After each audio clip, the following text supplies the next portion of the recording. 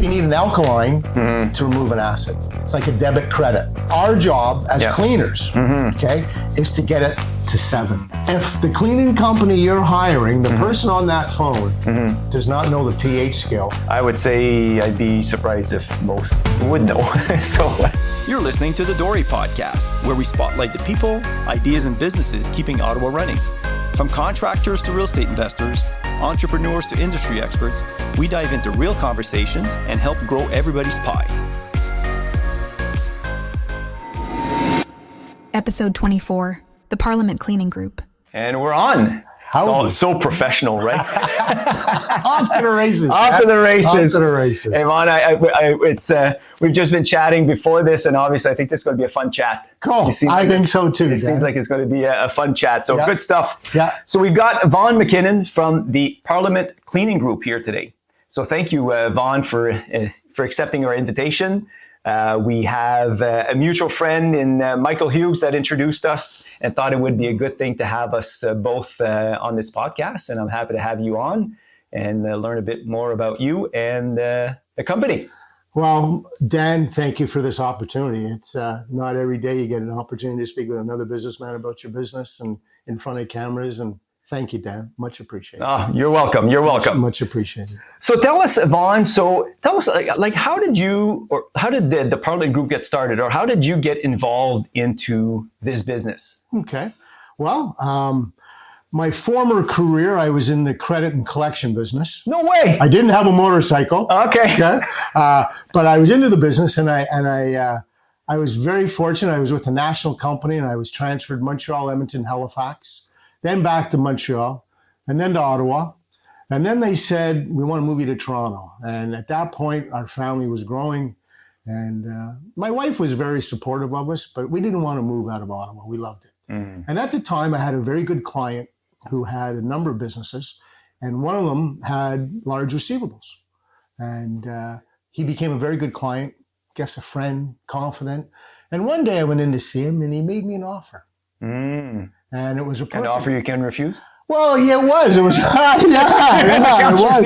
I mean, I had the strong arms. The offer was, the company was thinking they were moving to Toronto, and we really didn't want to go. Montreal boy didn't want to go to Toronto. So I went home and told my wife, and I took the job. And he had a small little carpet cleaning firm that was in his group of companies, and he thought it could grow. And so he gave me a great offer. And we grew it. And it was a franchise. It was a franchise of the Fabrizone Cleaning Systems, which was a Canadian-owned franchise base. And after 3 years, we got to be the largest franchise in the group. And he wanted to get away from the franchise group. He figured we could continue and operate and, save money on royalties. It was a good business move for him. And the franchisor came to me and said, do you guys want to buy the franchise? Interesting. And, I wanted to be fair to my employer, and I went back to him, and he said, Vaughn, up to you. So we made the decision to go ahead and buy it. Oh, okay. So I signed a brand new franchise agreement in 1996. Okay. And it was a 3-year deal with Fabrizone Cleaning Systems, and we did a great job. And we continued to grow. And after 3 years, when I came up for renewal, I was... I had some bargaining power, I guess, and I wanted some terms in the agreement, and they couldn't do it. So we decided to go on our own.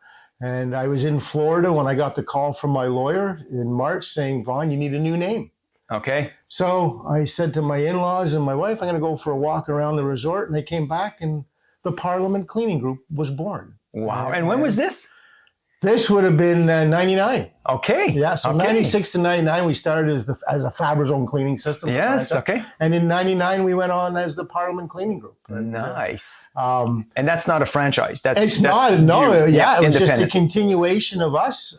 We were able to keep our client list. And, we continued at that time, our strengths were carpet and upholstery cleaning. Sure. And as years went on, we picked up the additional lines of businesses. Good for you. Yeah. It's so funny. I'm listening to you, and it's when people ask me, how do you start a business? What are the keys to success? And it's interesting because in that quick intro about your history, you can see that it's just about being open and taking the next step and taking the next step and taking the next step and taking the next step. And what's the next step after that, right? So, It's very true, Dan. yeah, that's what I'm hearing anyways. Because it's really quick, but I mean, obviously, opportunities are presented to you and you just... Timing. And from what I got as well is the respect. I can see the respect that you have with your former employer and everybody involved to go through. So it's interesting how a really quick few sentences, Thanks, Dan. you can see how... we were young, the kids were babies. And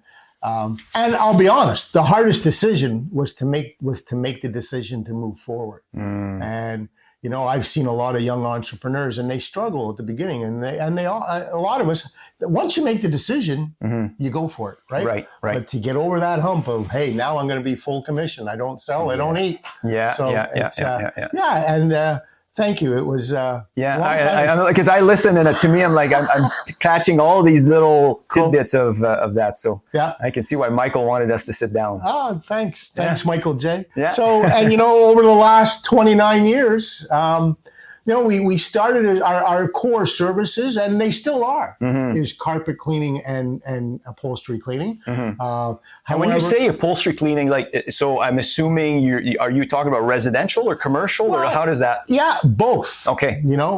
And as we grew, the summer was always the busiest part for us, because back in the day when we started, residential was our business. Yep. But in the wintertime, residential, people in their homes in the wintertime, they don't clean. They wait till spring. Spring's always the indicator. The tulips come up. Oh, we got to start washing the drapes and all that. So, we, the winter times during the first couple of years were tough because we didn't have a lot of revenue coming in. Right. So I started going after the commercial business. And to this day, Dan, I'm 98% commercial. Right. The 2% reoccurring. residential. Yeah, the reoccurring Love business. ROR, sir, reoccurring revenue. Yeah. It's and how we've done it is we put together maintenance programs, annual care programs for businesses, for condominiums, offices. I mean, if a resident, we still have a good percentage. We still have a good repeat client in the residential business, but my efforts are focused on the commercial. The commercial, they're reoccurring, and obviously, I mean, that's always a need. With the residential, it's one transaction, then you're running after the next one. So seasonal. Yeah. And Exactly. I mean, I can see. I hadn't really thought about the seasonal aspect, but I can see obviously if that's the market, then then you become super busy. You don't have enough resources, and then in the winter, what do? You don't want to lay off your good people. Well, and that's the problem we had, Dan, at the beginning. We had great staff, but I couldn't keep them going in the wintertime. Fair enough. And they had families. They had to make a living and look after their families. So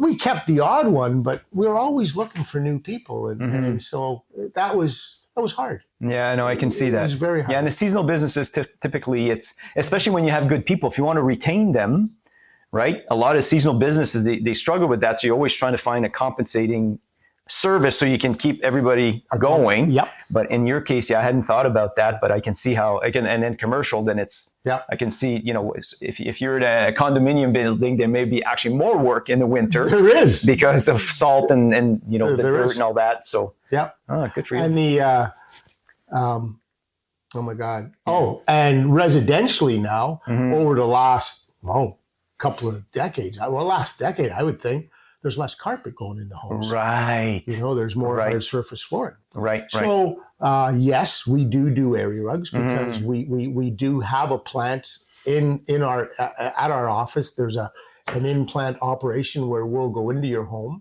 Women still want to put a rug into a living room or a dining room on top of a hard surface floor. Sure. So they want to add a little color and make it homey. So, over the last 20 years, we've gotten very good at cleaning area rugs. We have a pickup and delivery service. Okay, so you actually go on site, pick it up, bring it back to our plant, bring it back. We do repairs. For area rugs, that makes sense. Minor repairs, And we also, in 2008, was it 2008? Yeah.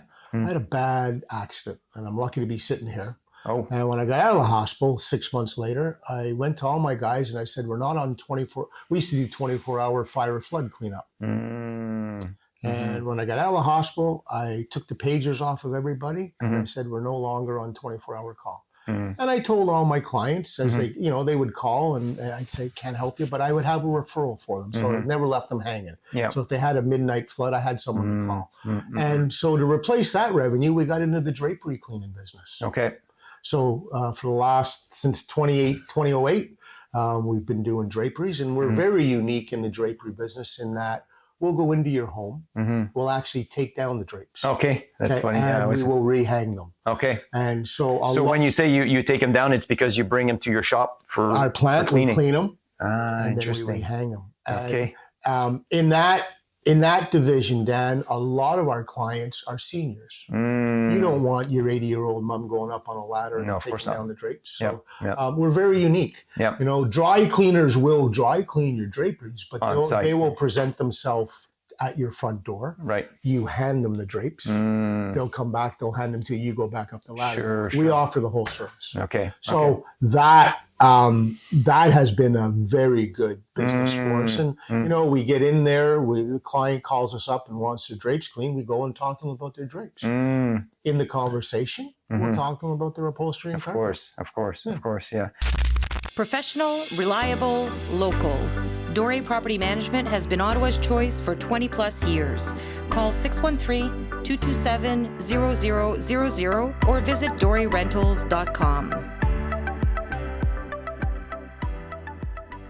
And the upholstery, is it the same thing? I'm assuming you're not removing furniture from houses. We're not good movers. Oh, yeah, I was going to say, that's a whole different ballgame. Yeah, you know, back in the day, Dan, when we did fire or flood restoration, yes, we had to move. Because if they had to move the content out, my guys, we'd go in and move the furniture. But leave the moving to the specialists, moving companies. We're a very good cleaner. Yeah. So 99% of the furniture that we clean, we do it on site. You do it on site. Yeah. Okay. Right. Sometimes, someone says, "Can you get all these stains out?"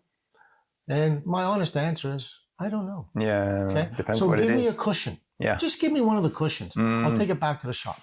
Test it. Yeah. See if I can get the stain out. If I get the stain out, I'll bring it back, and then we can dispatch a truck. That's right. But I think honesty, and that's. No, because it's tough. Like, I mean, I put myself in your shoes. Is it guaranteed? Well, I mean, there's not much to guarantee in anything that we do. Death and taxes. You can try. Death and taxes. I'll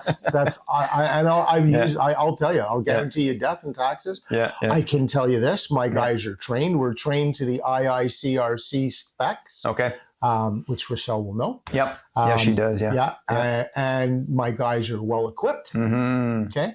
And we have varying degrees of spotters because the pH scale is 0 to 14. And so you need different spotters for different types of stain. So my guys are well trained, well equipped, but can't guarantee you. No, of course. Yeah. Because you don't know what it is, how long it's been there, and so that's kind the of material, furniture. I guess. Yeah. So we'll bring back cushions. Okay. We won't bring back 3-seat sofas. No. I don't. We don't want bang walls.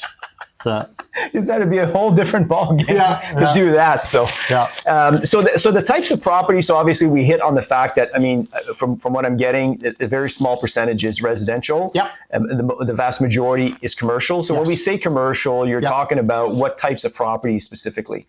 Condominiums, rental properties. So we're talking here like common areas, right? Exactly. Okay. Yeah. So, and as the company grew, to fill that void in the wintertime, I got into entrance matting. Yes, I saw that. Yeah. Okay. Us Canadians refer to them as slush mats. Okay. The proper term is entrance mat. Yep. But yes, in the winter they do capture slush. Yep.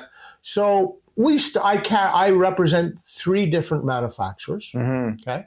And we will go into a condominium, and the property managers, they'll ask us to quote on new matting.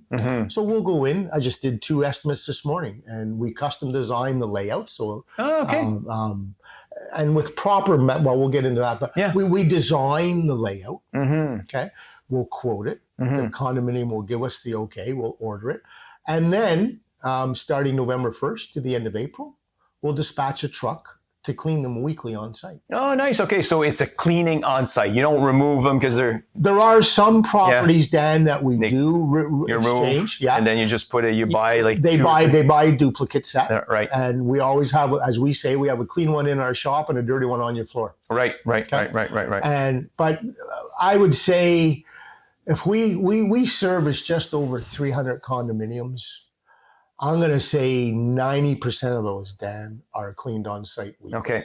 Okay. Yeah. And then it almost has to be. It's easier.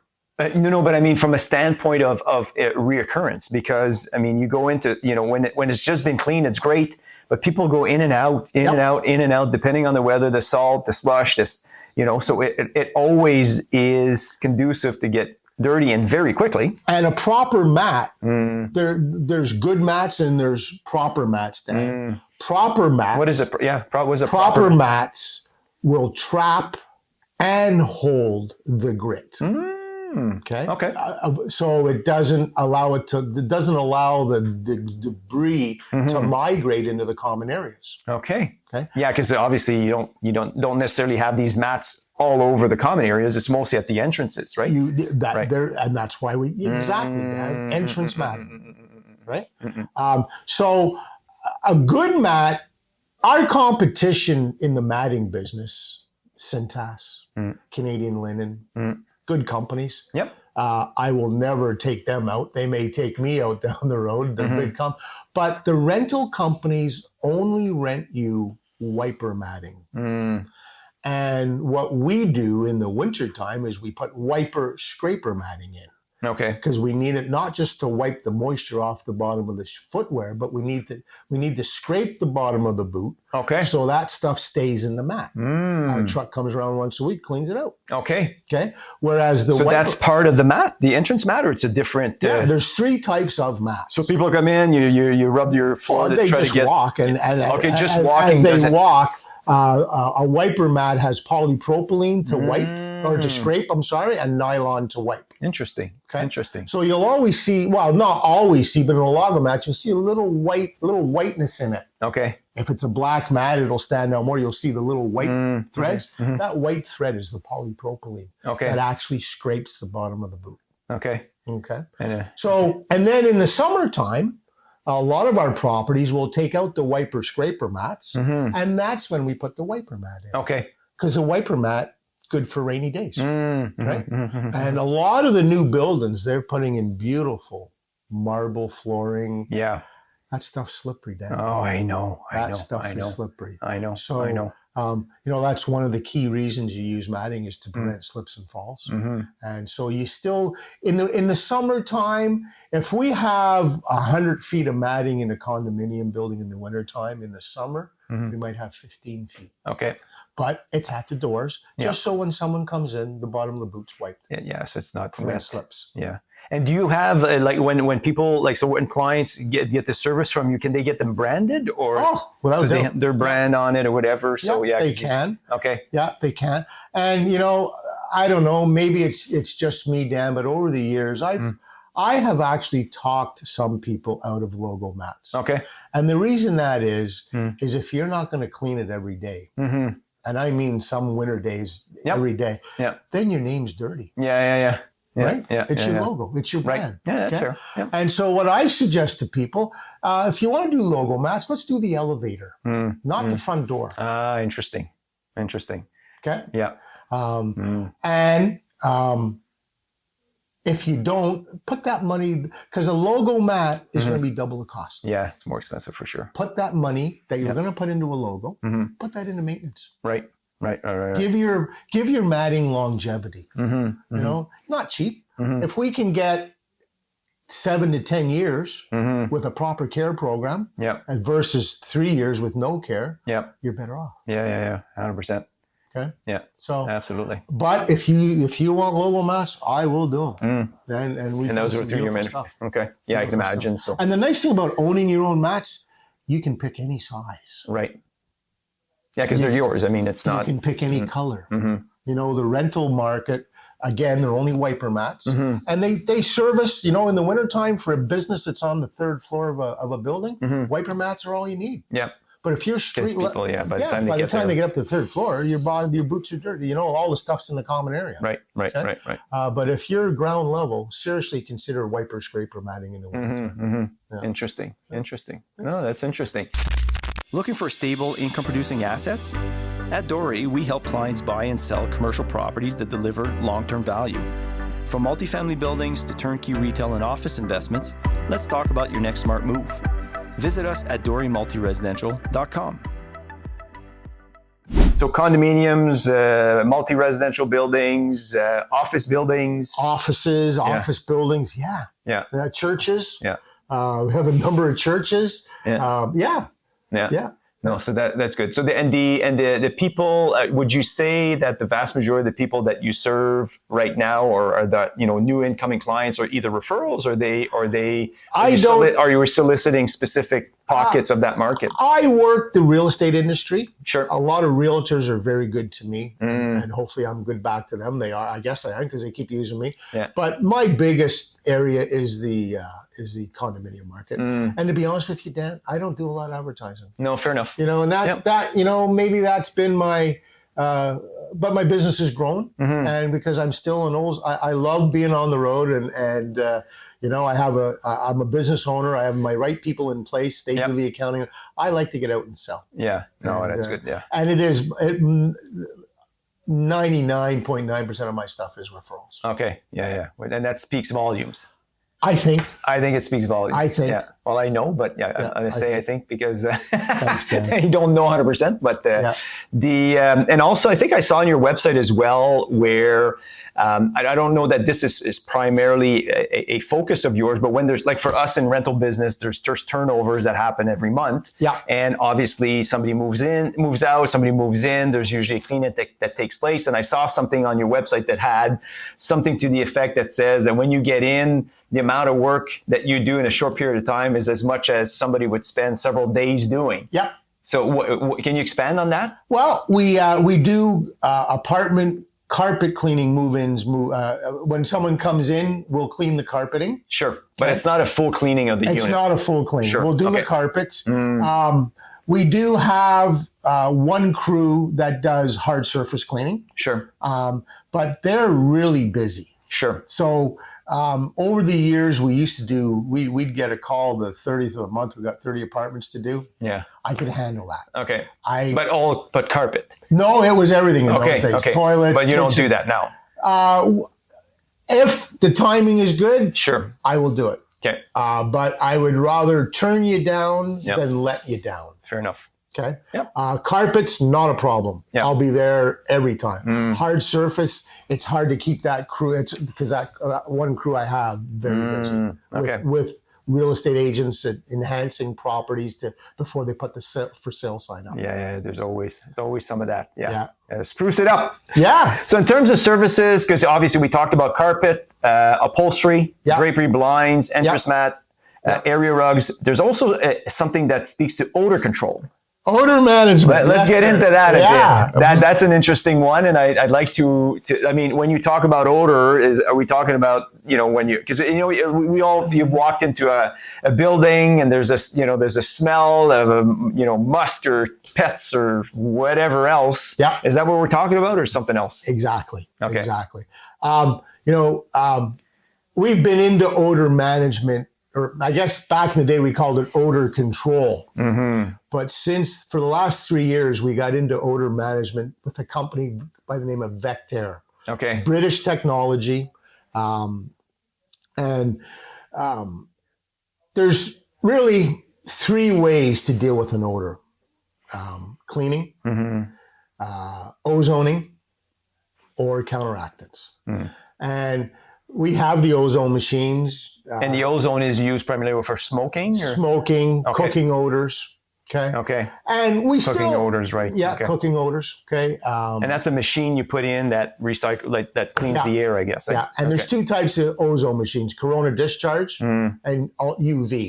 Okay. And we have both. Okay? But to be honest with you, a lot of them we're not using them as much, but we still do. The UV is safe when someone's in the home. Okay. If we put a corona discharge machine in your home, you shouldn't be in the home. Okay. Okay. Nor should plants. Okay. And also the seals on your refrigerators, we tape those. Really? Crack them. Yeah. No way. Yeah. Because if you're in the building. Why would you use that versus, say, the ozone? Is it a different? No, that's the ozone I'm talking about. Oh, the ozone you're talking about. Okay. Yeah. And if you stayed in the building long enough, you'd come out sounding like Joe Cocker in voice. Right? Okay. So over the years, we've looked for different ways, and Vectair now is the way for us. We have different systems. They can be some time release, some are passive, but they're counteractants. Okay, and they encapsulate the we're looking for malodors. Yeah. Because some odors are good. Yeah. French fries. Of course. Yeah. But we're looking for malodors. Good to smell, not to eat, but okay. Yeah. We're allowed to. Every so often. They taste good, but. So we're looking for malodors. Yeah. And in our condominiums, with the new compost rooms that the condominiums are building, that compost is awful. I know. It's awful. I know. So we got into it because our trucks are already at the condominiums. Sure. And it's a service we're providing to the residents. And is this, so just so I understand, so is this something that you do periodically, or it's something you set up in a room that always works and then you replace? Exactly. Okay. Exactly. So we set up the dispenser. Sure. Okay. Depending on how we program it. Okay. And, you can program it to run every half hour, every hour, from this hour to that hour. Okay. Depending on how we program it, we'll be changing the cartridge 30 days, 60 days, or 90 days. Okay. Yeah. Okay. So this thing runs, it's there. It's not it's not like the one-off. It's really set up so that it controls the odor. And it's like, obviously a compost room would be a really good example. Compost rooms, garbage rooms. And that's, it gets an electric plug you put in. Some of them, we don't need electric now. Oh, no? No, it runs on batteries. On batteries. Okay. Interesting. For the big guys, are those the E's? Yeah. D's? Yeah. Okay. Okay. They're counteractants. They encapsulate the malodor. Okay. And it breaks it down to neutral. And I guess depending on the odor, then you adjust we have different scents. Yeah. And we like to call the scents markers. Sure. Because a marker can be measured. So we have a citrus mango. We have all the beautiful. When we got into this, we go to Florida. My family, we go to Florida every March. So I got into the rep came to see me in February that year, and I said, "Yeah, I think something we can do with this."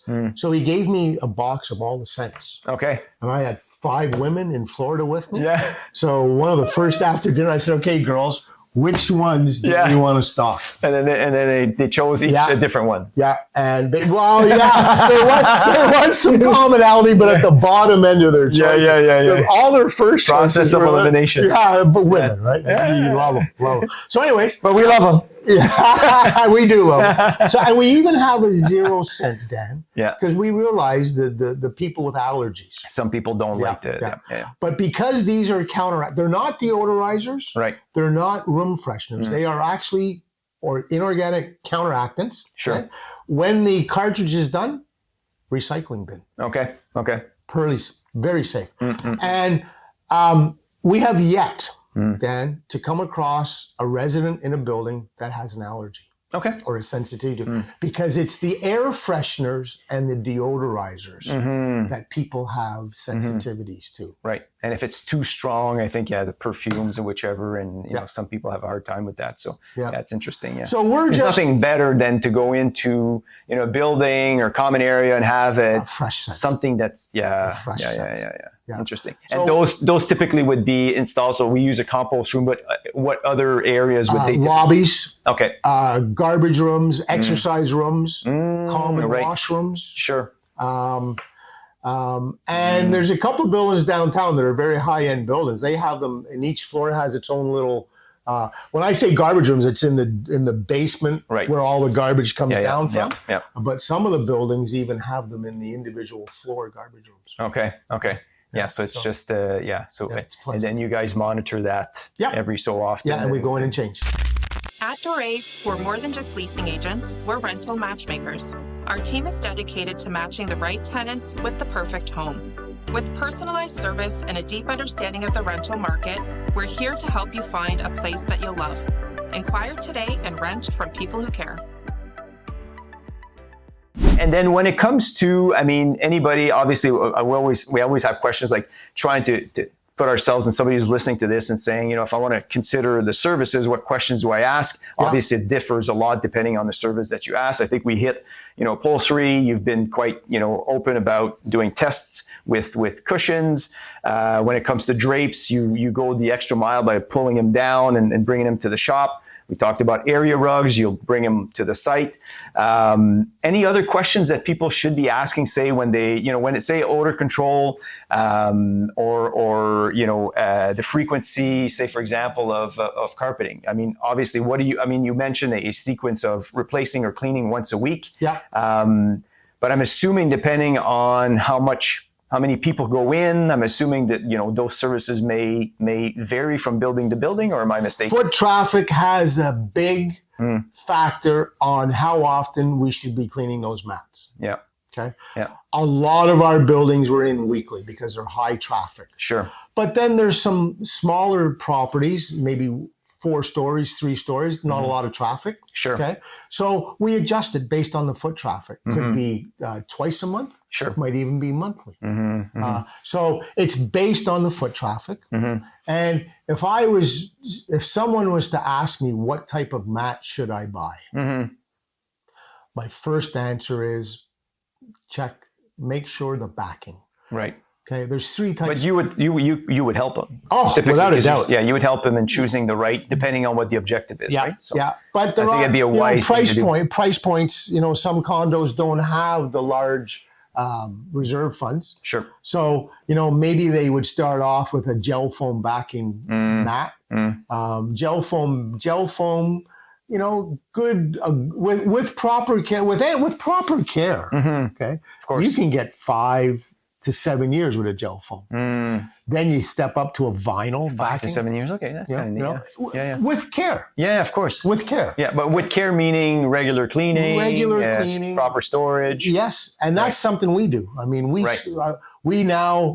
have 8 buildings left. We have 227 buildings in storage for the summer. Okay. We have 8 left. Wow. Okay. So we bring. When you say 8 left, you mean 8 left? 8 more to do. Oh, okay. That you have to go and remove the carpets. Okay. So and then our spring rush as well. Yeah. And then in the fall, after Thanksgiving, we start installing them back. Okay. Okay. Right. And that's and the rolling. Yes, you hit on something. A lot of buildings that we go into and we take over on a care program, they've been storing themselves. And the on-site guys, it's a hard job. Yeah. It's heavy, it's cumbersome. You got to roll. You really have to roll it well, evenly, tight.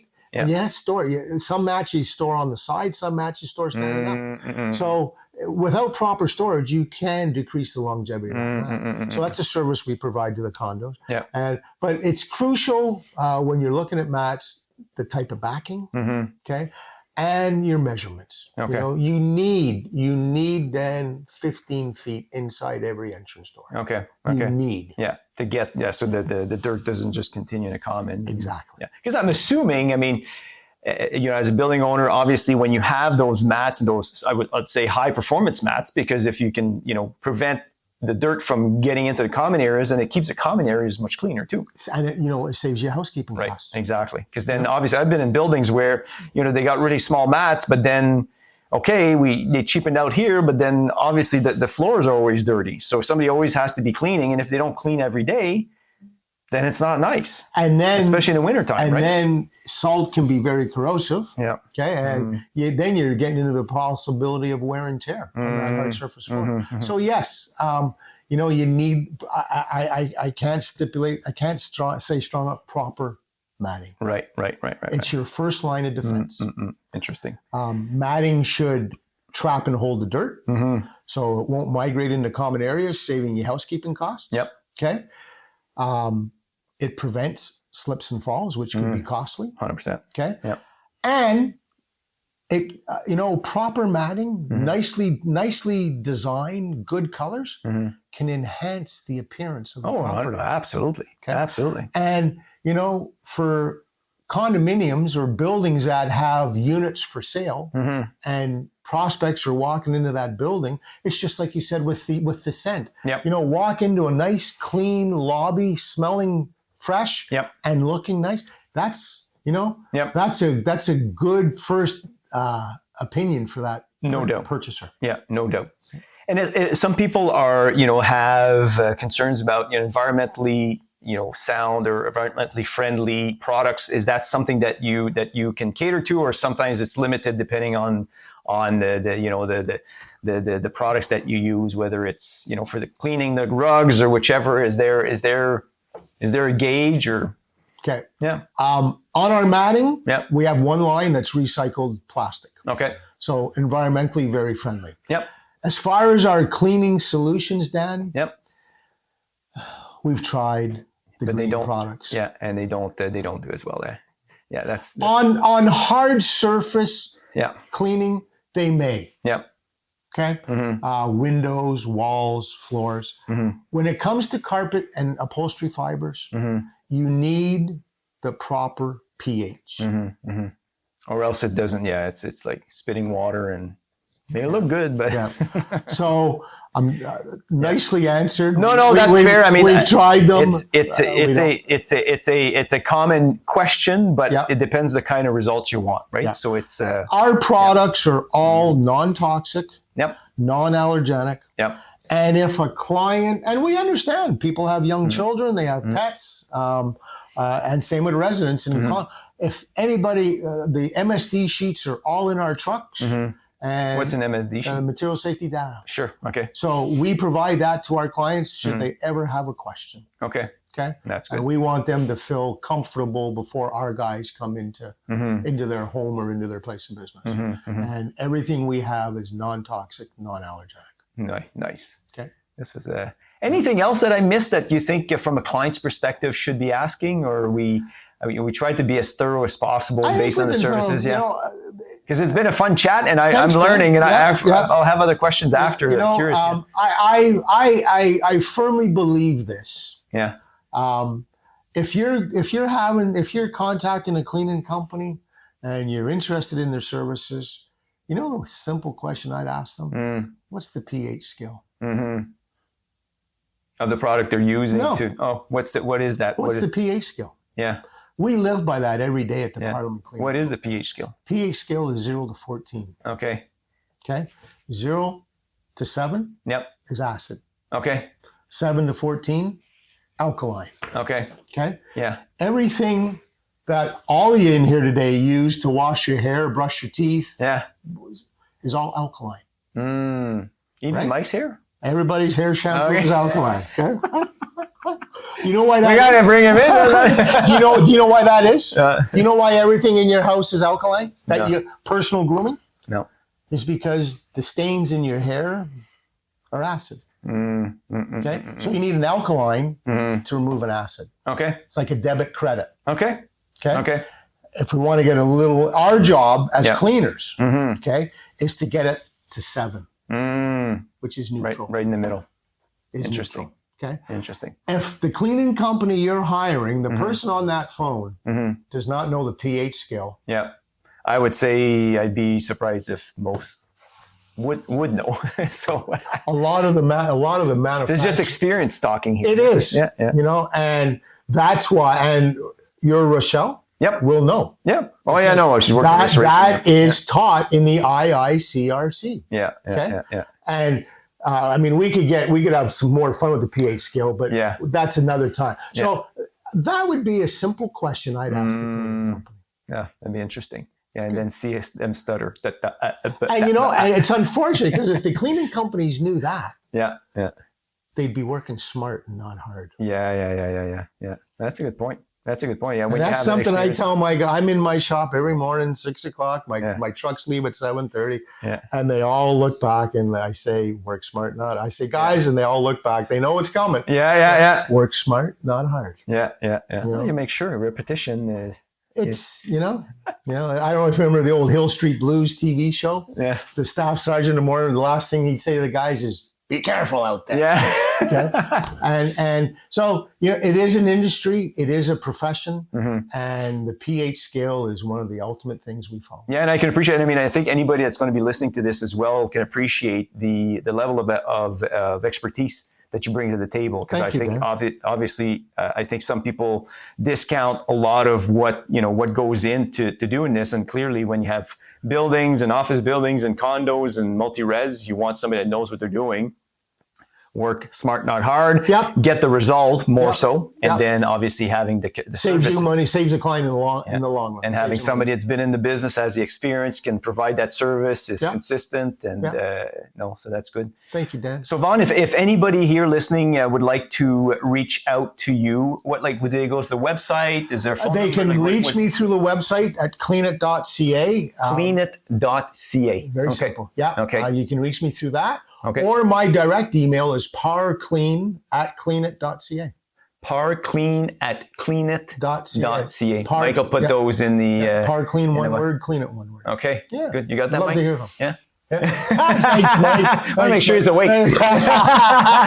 Thanks, Keep him Mike. on his Thanks, toes. Mike. Very So good. Vaughn, thank you for coming in. You're very generous with your time. I really, appreciated the conversation, and I'm happy Michael got us in contact. I am too, It's a fun Dan. chat. Thank you for the opportunity. You're welcome. Appreciate it. Nice to meet you. Thank you.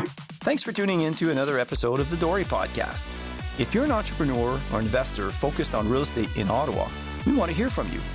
Apply to be a guest and check out our video content anytime on YouTube.